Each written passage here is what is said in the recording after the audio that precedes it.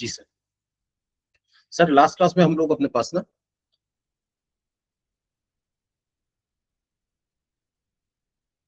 Questions कर रहे थे जिसमें हमें ग्रेड पे के बारे में इंफॉर्मेशन गिवन थी।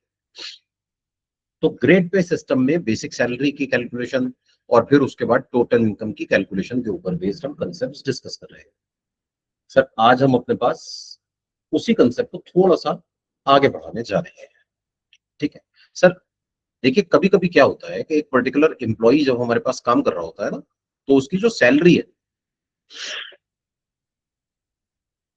एम्प्लॉयर कहता है आपको जो सैलरी दी जाएगी वो दी जाएगी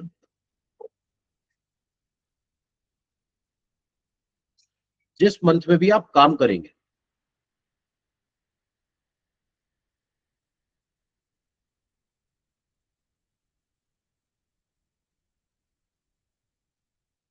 जिस मंथ में भी आप वर्क करेंगे उसके अगले महीने की फर्स्ट को या थर्ड को या फिफ्थ को या सेवंथ को, अलग अलग ऑफिस का अलग अलग हिसाब होता है सर। ठीक है सर। सिंपल वर्ड्स में कहूं तो salary becomes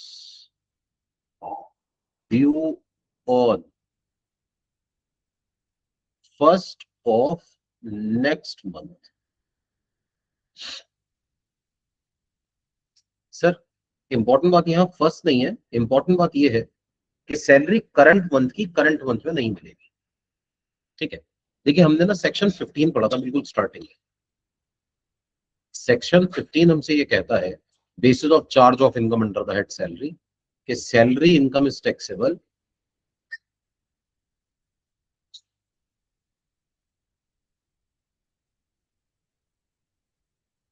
in the year of receipt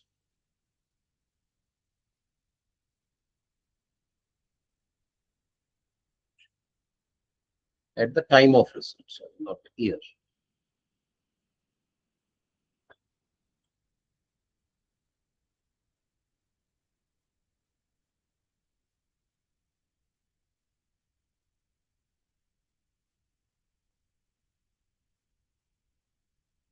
When it becomes due.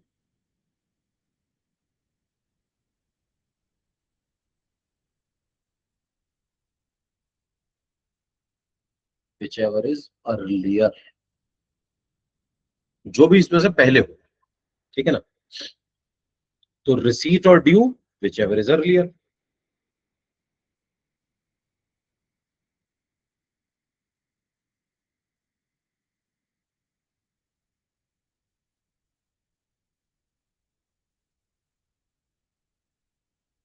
अब देखिए इशू क्या है कि मान लीजिए एक पर्टिकुलर पर्सन हमारे पास काम कर रहा है, उसकी अप्रैल की सैलरी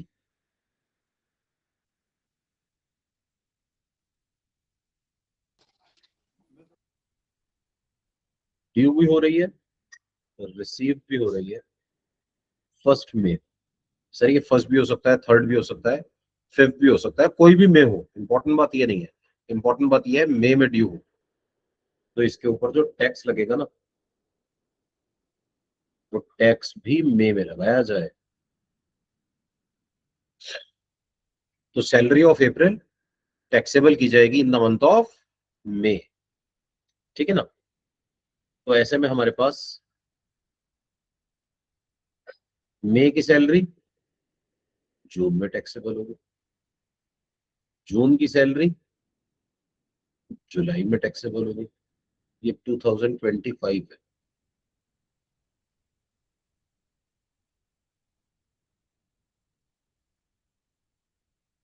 तो सर जुलाई 25 की सैलरी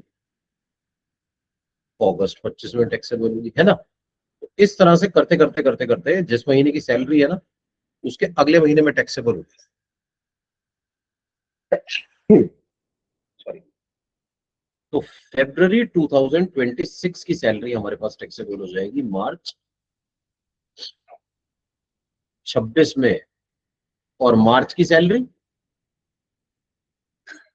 ये टैक्सेबल होगी अप्रैल 26 में। और सर अप्रैल जो है ना हमारा करंट ईयर में नहीं आएगा, अप्रैल करंट ईयर का हिस्सा नहीं है, अप्रैल आएगा नेक्स्ट ईयर में। ठीक है सर, हम जो इनकम निकाल रहे हैं ना, अगर फाइनेंशियल ईयर प्रीवियस ईयर 25-26 की बात चल रही है मान लीजिए, तो हम तो 1 अप्रैल 25 से 31 मार्च 2026 की बात कर रहे हैं। अप्रैल 2025 वाली जो इनकम है ना वो टैक्सेबल होगी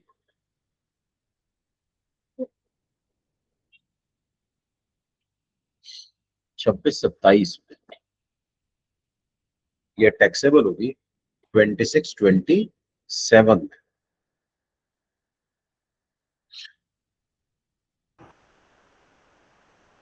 तो अब इस पर्टिकुलर सिचुएशन में इशू ये है कि हम ये सैलरी करंट ईयर में टैक्सेबल नहीं कर सकते, ठीक है ना।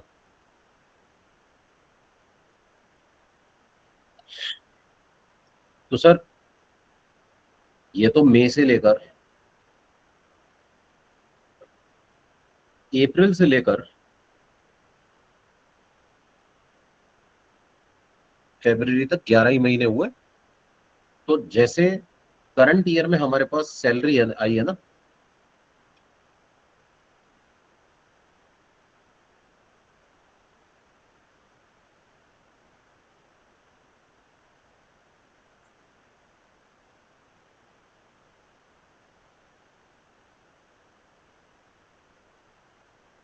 सर जैसे करंट ईयर में अप्रैल से लेकर फरवरी तक की सैलरी टैक्सेबल हुई, वैसे ही लास्ट ईयर की जो मार्च की सैलरी होगी वो भी तो करंट ईयर अप्रैल 25 में आई होगी। तो ऐसे में ये अमाउंट जो है वो करंट ईयर में टैक्सेबल हो जाएगा। सर एक बार दोबारा से समझिए please. When salary becomes due on 1 next month, तो हमारी जो लास्ट ईयर की फरवरी की सैलरी है ना, मार्च की सैलरी, सॉरी मार्च 2025 की सैलरी,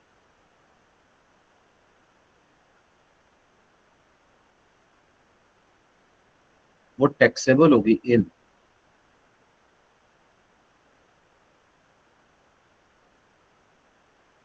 अप्रैल 25।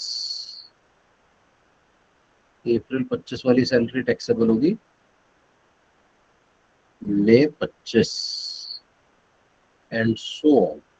ऐसे ही जो यहाँ फरवरी 26 की सैलरी होगी ना वो टैक्सेबल होगी मार्च 26 में, है ना। और जो मार्च 26 की सैलरी है वो टैक्सेबल होगी अप्रैल 26 में।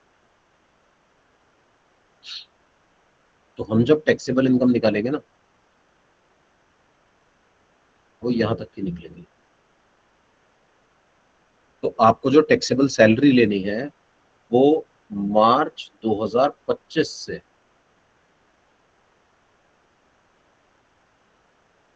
फरवरी 2026 की लेनी है। और ये टैक्सेबल कब होगी? टैक्सेबल इन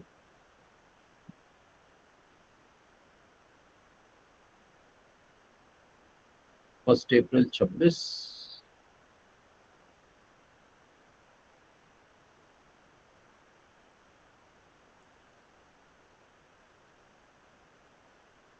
सर 1 मिनट के लिए देखिएगा प्लीज। देखिए जो हमारी प्रीवियस ईयर की इनकम होती है ना, प्रीवियस ईयर, कल कोई पूछ रहा था इसलिए मैं ये बताना चाहूंगा। प्रीवियस ईयर का मतलब होता है the year in which income is earn, जिस साल में हम इनकम कमाते हैं उसे प्रीवियस ईयर कहते हैं। इसका जो टैक्स है ना वो नेक्स्ट ईयर में देना होता है, उसे कहते हैं असेसमेंट ईयर।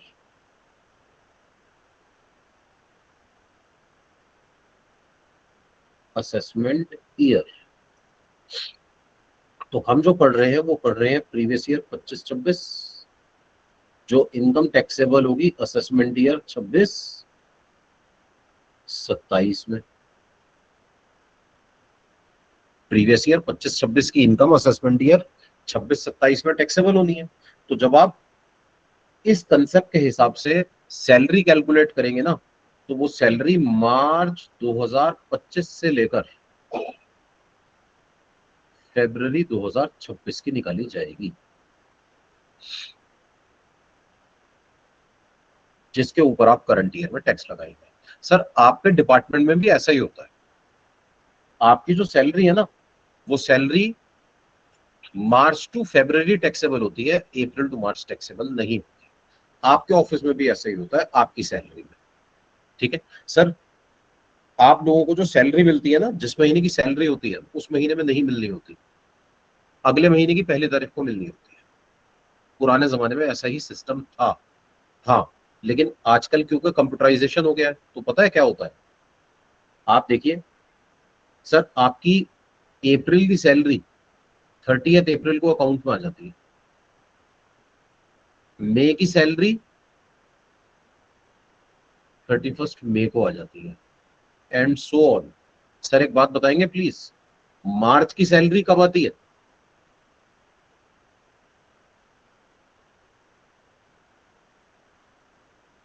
सर मार्च की सैलरी ना कभी भी 31 मार्च को नहीं आती। मार्च की सैलरी हमेशा पता है कब आती है? 1 अप्रैल में। सर सारी सैलरीज 31 को आ जाती हैं, 30th को आ जाती हैं। मार्च की सैलरी क्यों नहीं आती 31 मार्च को? सर जिससे ये एडजस्टमेंट बना रहे फरवरी से। यस सर, अगर मार्च की सैलरी 31 मार्च को आ गई ना किसी साल में, आपको 13 महीने की इनकम पे टैक्स देना पड़ेगा।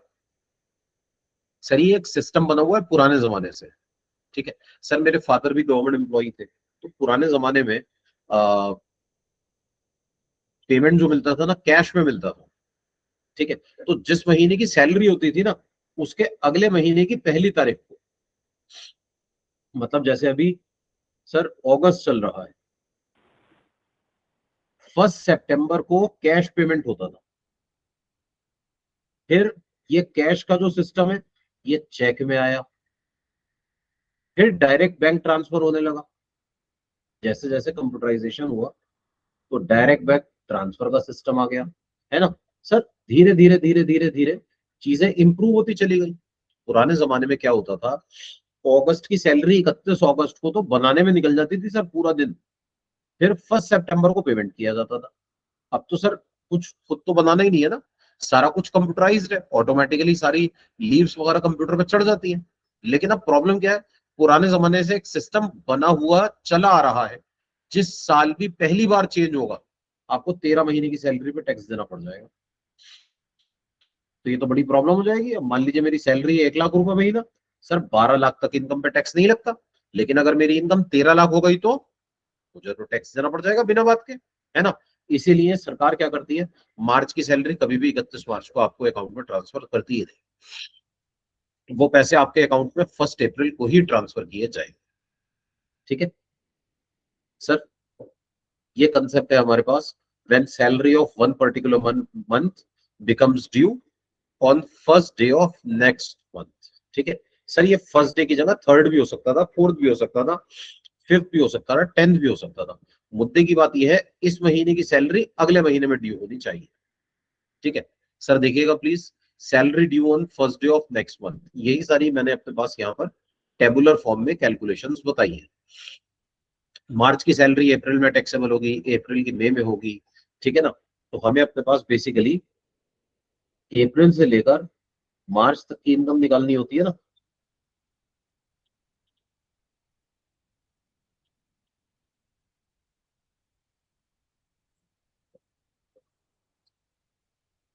इस तरह से कैलकुलेशन की जाएगी। ठीक है ना, तो salary taxable during previous year 25-26 कौन सी होगी? जो मार्च 2025 से लेकर फरवरी 2026 तक की सैलरी होगी, वो टैक्सेबल होगी अप्रैल 25 से मार्च 26 के बीच।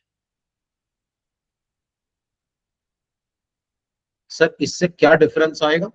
आइए हम एक कैलकुलेशन के जरिए समझने की कोशिश करते हैं।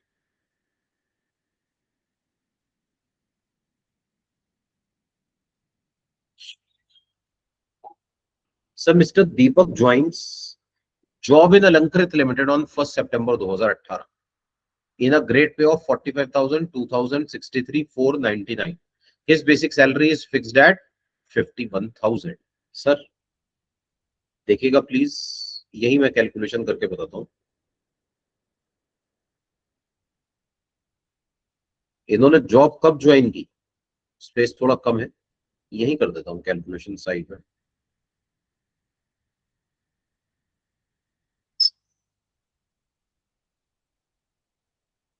सर इन्होंने जॉब कब ज्वाइन की,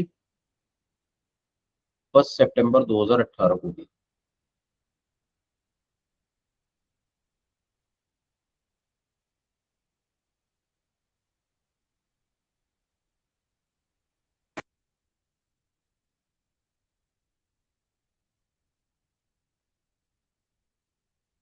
बेसिक सैलरी थी 51,000, 1 सितंबर 2019।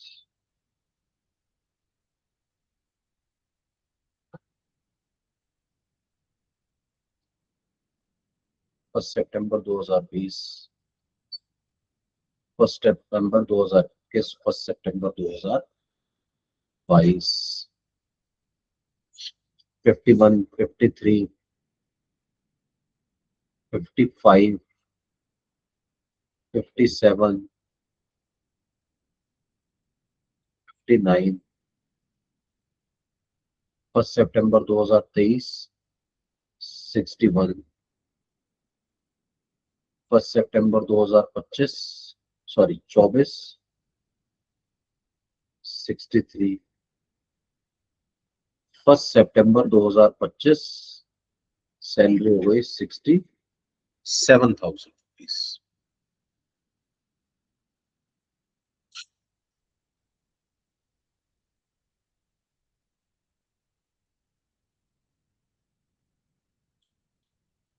सर 1 सितंबर 2026 लिख देता हूँ बस, 71,000। मेरे लिए तो ये जो सैलरीज है ये रेलिवेंट है, ठीक है ना। सर देखिए, मुझे सैलरी इनकम निकालनी है 1 अप्रैल 2025 से 31 मार्च 2026 की। क्वेश्चन में हमें बताया जा रहा है salary becomes due on first day of next month. तो अब मुझे इसके लिए जो सैलरी लेकर चलनी है ना, वो मार्च 25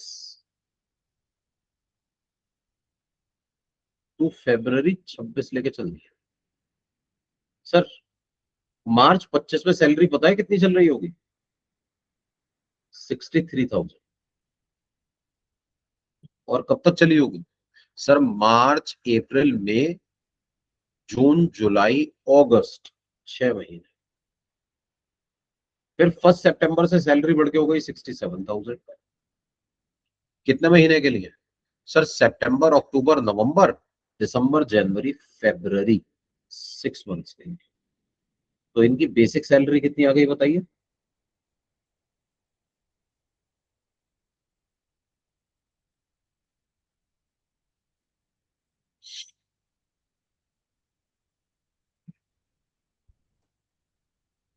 63,000 इंटू में 6,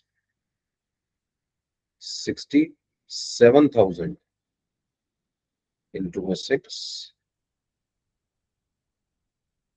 सर 7,80,000।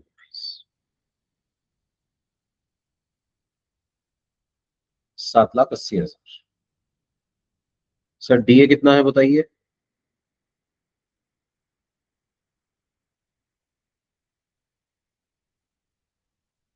7,80,000 का 80%,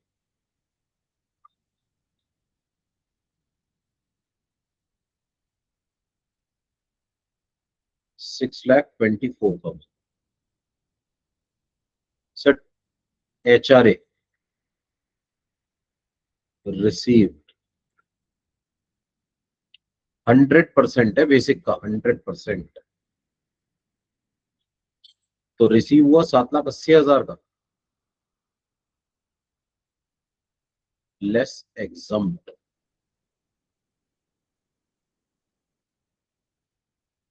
अंडर सेक्शन 10(13) कैपिटल है। अभी निकालता हूँ exemption.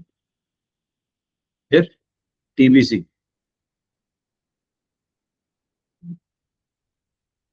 10,000 multiplied by 12, CCA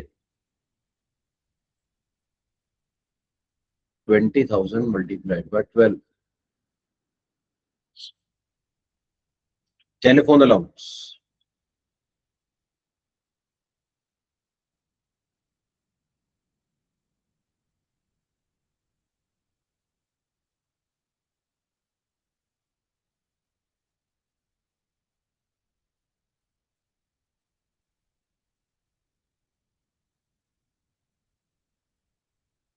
sir, telephone allowance मिला है 5,000 रुपये महीना।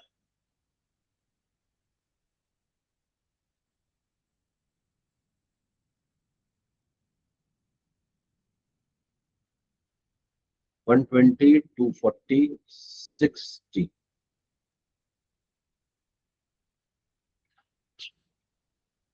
है ना।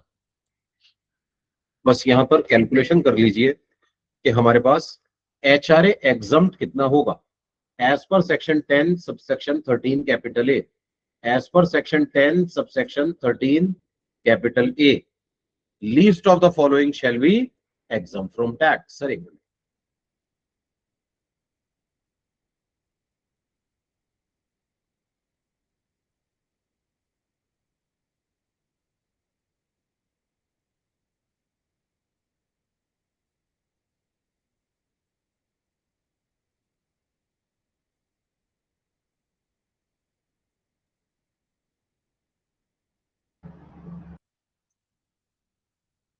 As per section 10 subsection 13 capital A, least of the following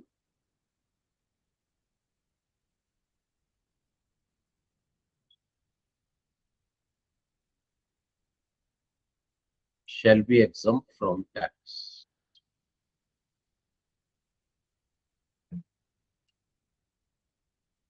First is amount received.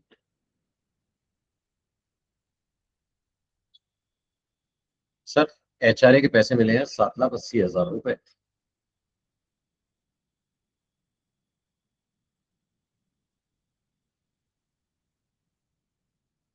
Rent paid minus 10% of salary.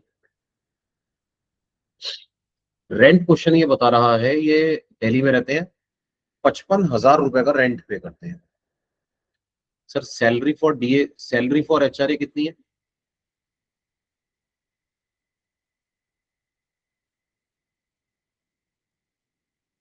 Basic salary plus DA forming part plus turnover based commission. Sir, हमारे पास इस particular case में basic salary हमने निकाली थी 7,80,000 थी। Sir, आप monthly calculation भी कर सकते हैं, एनुअल भी कर सकते हैं, अगर रेंट सेम रहे तो। 7,80,000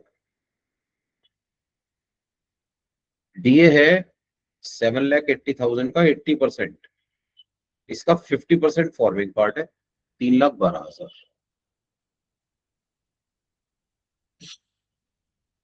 सर, टीबीसी बताइए कितना?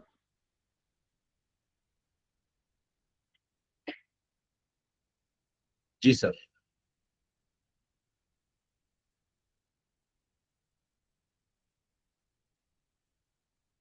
सर, टीबीसी बताइए कितना है? सर, टीबीसी 0 है। ये जो टर्नओवर बेस्ड कमीशन है ना, ये फिक्स्ड अमाउंट है।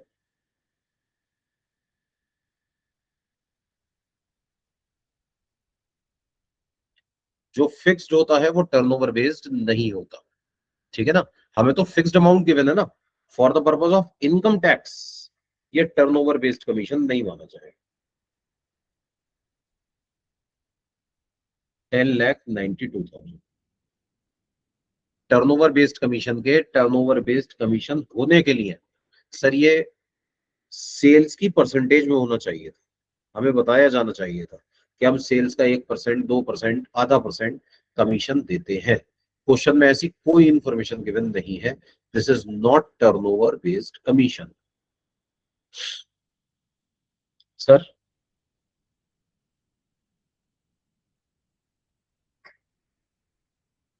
देखिए प्लीज, रेंट पेड है 55,000 रुपए, इंटू में 12 माइनस 109,200।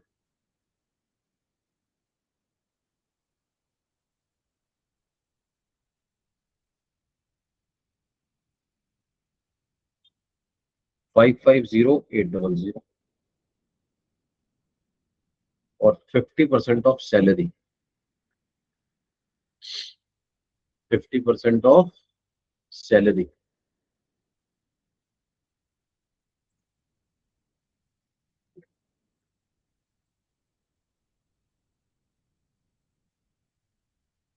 $5,46,000।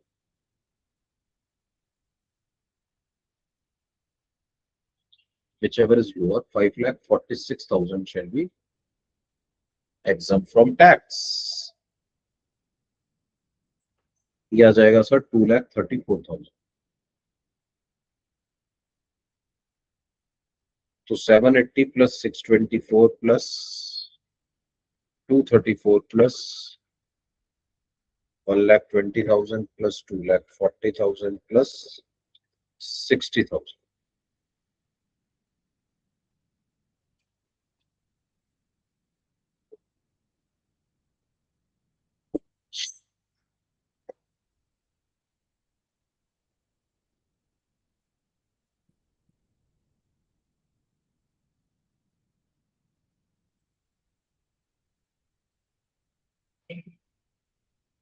2058,000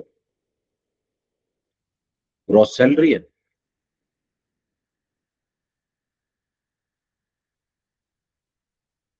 स्टैंडर्ड डिडक्शन लेस कीजिए, 50,000।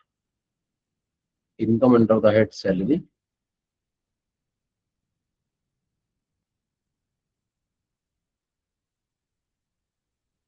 20,08,000। This is wrong, 20,08,000। सर यहां तक कोई डाउट हो तो पूछ लीजिए प्लीज।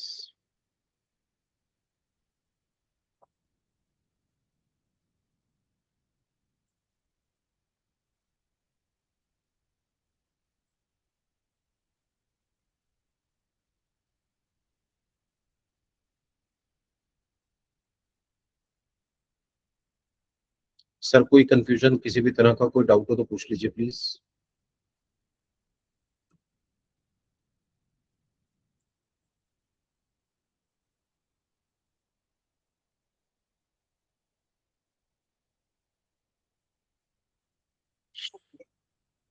सर आगे के क्वेश्चन में ना बस बेसिक सैलरी निकालना सीख लेते हैं। ये थोड़ा ना इंपॉर्टेंट है एक्चुअली हमारे एग्जामिनेशन पॉइंट ऑफ व्यू से। और एक बार क्वेश्चन डिस्कस कर लेते हैं बस।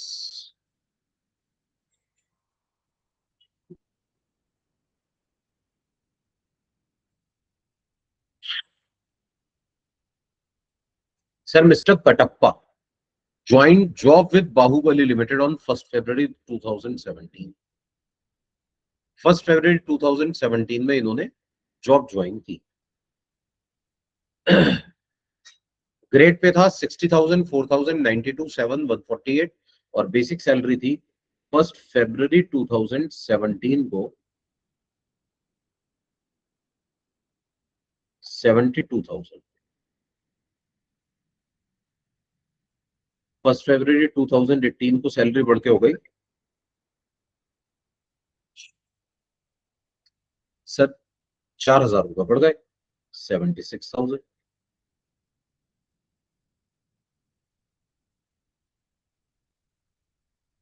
19 में 80,000,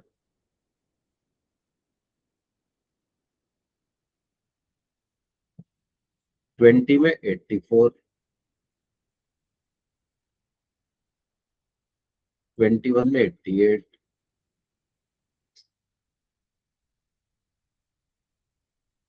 22 में 92,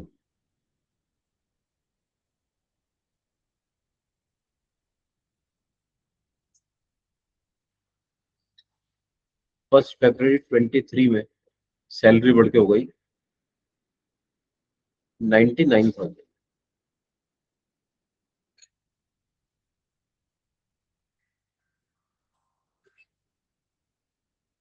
फर्स्ट फरवरी 24 में सैलरी हो गई 1,06,000। फर्स्ट फरवरी 25 में सैलरी हो गई 1,13,000।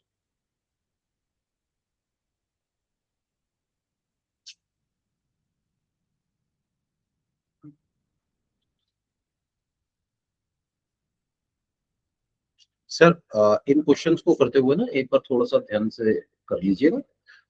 एक आध किसी क्वेश्चन में ना शायद ईयर चेंज होने से रह गया था, मोस्ट प्रोबेबली, मतलब मुझे लगता नहीं है, याद नहीं आ रहा ठीक से, शायद किसी एक क्वेश्चन में ईयर्स में प्रॉब्लम थी, 2 इयर्स की। ठीक है, एक बार देख लेते हैं, अगर किसी में कोई डिफरेंस आएगा तो वो मैं आपको बाकियात बता दूंगा।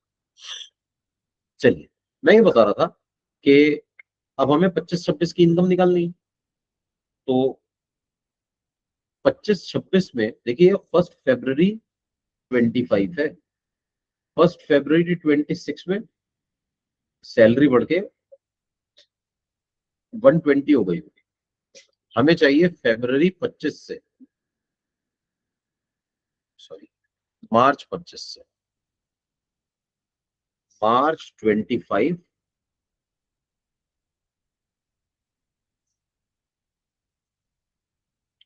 टू फरवरी 26। तो सर 1,13,000 रुपए सैलरी होगी 11 महीने के, और फिर सैलरी बढ़ के हो गई 1,20,000। तो 1,13,000 मल्टीप्लाइड बाय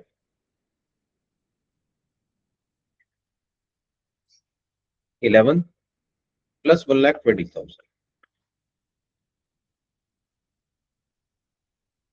यहाँ पे भी लिख देता हूँ multiplied by 1। Sir 11 13,63,000।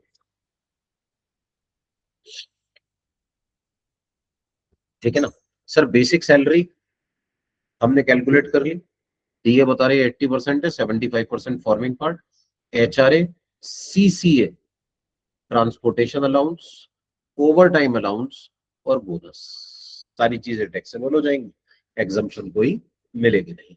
Income calculate करके बतानी है। एचआरए के लिए बता रहे हैं, दिल्ली में रहते हैं, रेंटेड हाउस में रहते हैं, 40,000 का रेंट है, एचआरए की कैलकुलेशन। ठीक सर, कोई डाउट यहां तक? आगे देखिए, mister Rocky, mister Rocky joins job इन केजीएफ लिमिटेड।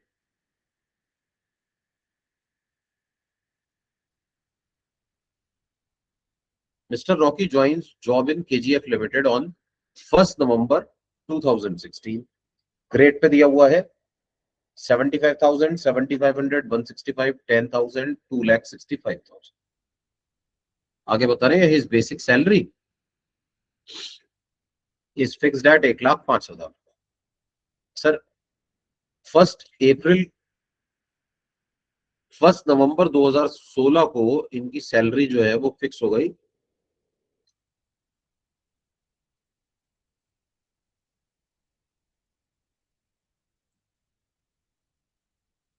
1 नवंबर 2016 को सैलरी फिक्स हो गई 1,05,000।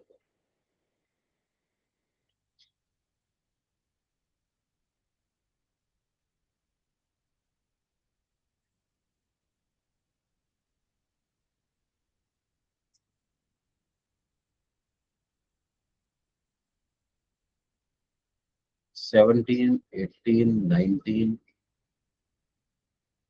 20, 21, 22, 23।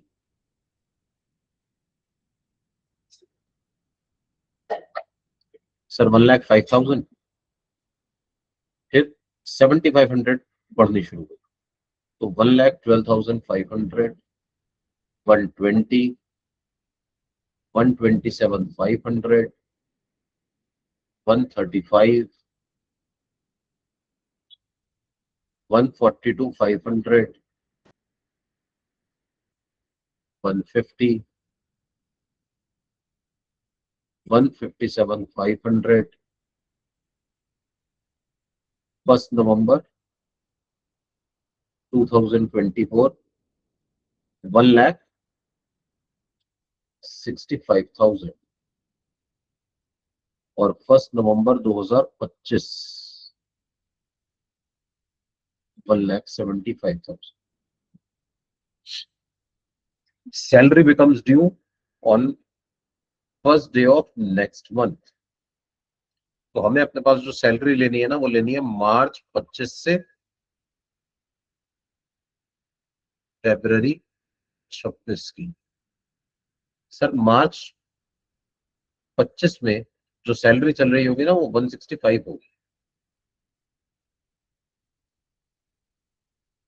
1 नवंबर को सैलरी चेंज हुई है, इसका मतलब मार्च अप्रैल मई जून जुलाई अगस्त सितंबर अक्टूबर 8 महीने. फिर हो गई 1,75,000 मल्टीप्लाइड बाय 4,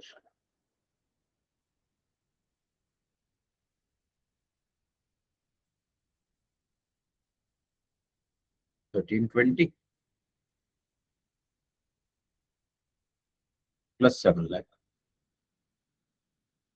20,20,000 की बेसिक सैलरी है.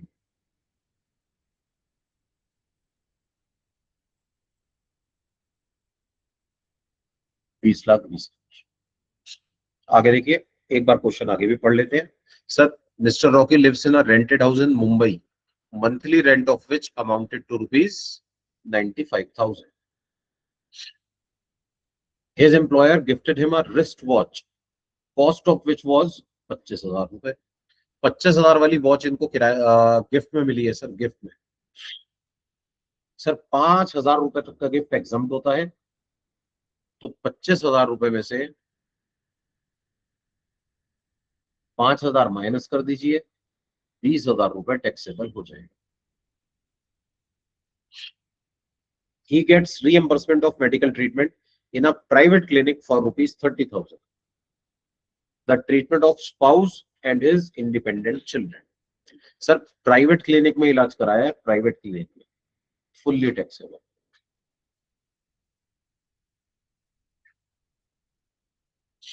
सर देखिए, टीबीसी का अमाउंट दिया हुआ है, और जब भी अमाउंट दिया होता है ना, हम इसे फिक्स्ड अलाउंस मानते हैं.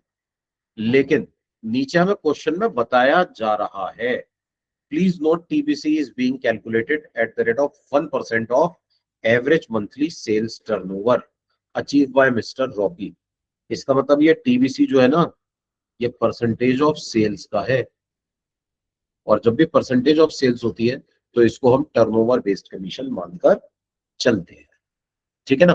तो ये टर्नओवर बेस्ड कमीशन के अंदर इंक्लूड किया जाएगा for the purpose of calculating exemption of HMA. Sir यहां तक कोई डाउट हो तो पूछ लीजिए प्लीज.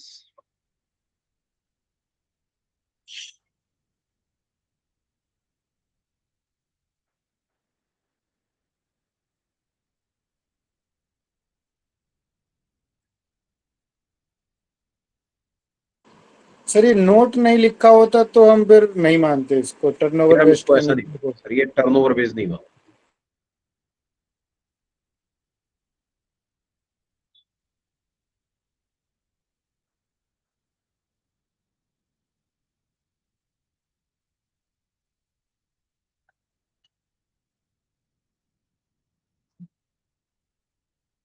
ठीक है सर, यहां तक कोई डाउट हो तो पूछ लीजिए.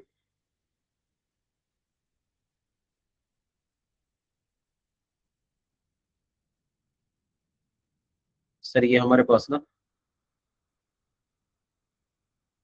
रेट पे सिस्टम का पूरा कंसेप्ट कंप्लीट हो गया. सर लास्ट कंसेप्ट है सैलरी का, रिलीफ अंडर सेक्शन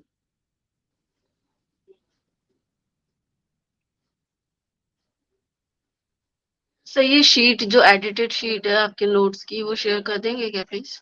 जी मैम, अभी क्लास के बाद शेयर कर दूँ। ठीक है sir, thank you.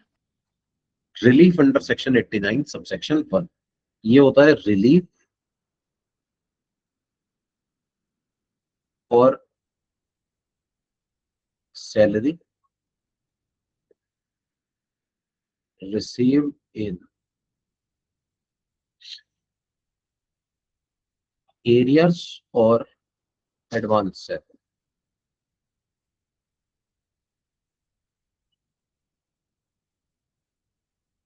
Arrears of salary receive,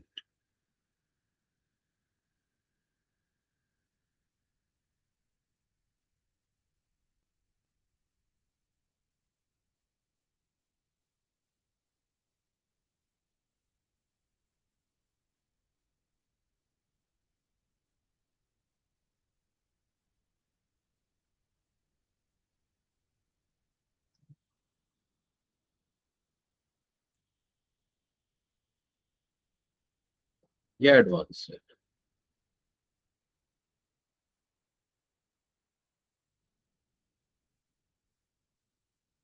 तो सर कभी कभी क्या होता है, जैसे एक पर्टिकुलर पर्सन है, मान लीजिए एक एग्जांपल के जरिए बात करते हैं। मिस्टर ए एक कंपनी में जॉब कर रहे थे। 1 अप्रैल 2024 को इन्होंने जॉब ज्वाइन की। 1 अप्रैल 2023 को की। इनकी सैलरी फिक्स हुई मान लीजिए 2 लाख रुपीज पर मंथ।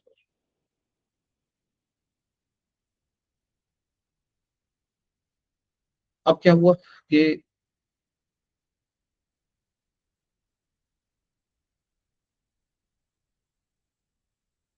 कम कर देते हैं थोड़ी सी,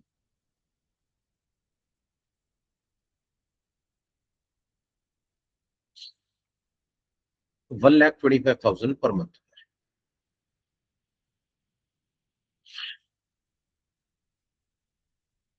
सर जरा 2 मिनट में कंटिन्यू करते हैं।